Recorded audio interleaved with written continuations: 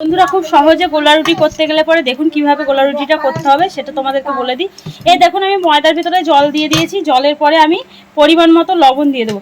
ময়দাটা আমি একটু পাতলা করেই মানে এটাকে দলা যেন না থাকে, একদম পাতলা করেই ময়দাটাকে মেখে নেব। এই জন্য হবে আমার রুটিগুলো এমন পাতলা হবে, খুবই পাতলা, মানে এপাশ থেকে ওপাশ দেখা যাবে এমন একটা ব্যাপার। তো চলুন আজকে দেখাবো তোমাদেরকে গোলা রুটি কীভাবে পাতলা করে গোলা রুটি বানাতে হয় তোমাদেরকে দেখাবো। এর ভেতরে যেন একটা গোটা গোটা ময়দার দলা যেন না থাকে। দেখুন এই যে দেখতে পাচ্ছেন গোটা গোটা দলাগুলো, এই দলাগুলো একটাও যাতে না থাকে এমনভাবে এগুলোকে ঘাঁটতে হবে।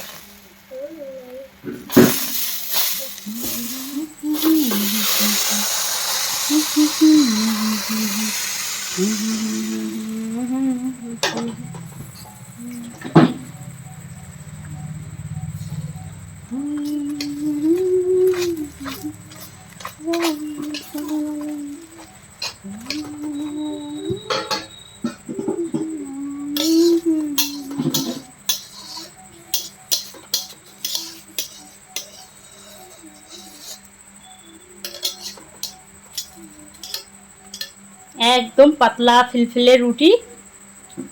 তো দেখতে পাচ্ছ গোলা রুটিটা কিভাবে বানাচ্ছি আমি। অবশ্যই ভালো লাগলে পরে একটা লাইক দিয়ে যেও, খেতে ইচ্ছা করলে কমেন্ট করে যেও।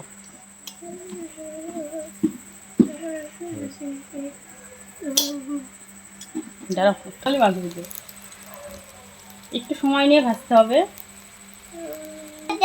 গ্যাসটা একদম হালকা করে দিয়েছি, একদম কম লো আঁচে দিয়ে এটা ভাজতে হবে, নইলে পরে পুড়ে যাবে কিন্তু ভাজা হবে না, তার জন্য একটু লো করে দিয়ে ভাজছি। আর গোলা রুটি আমি সাধারণত এইভাবেই ভেজে থাকি, তোমরা কীভাবে ভাজো একটু কমেন্ট করে বলো, আমি তো সম্পূর্ণটা জানি না, অনেকে অনেক রকমভাবে ভাজে।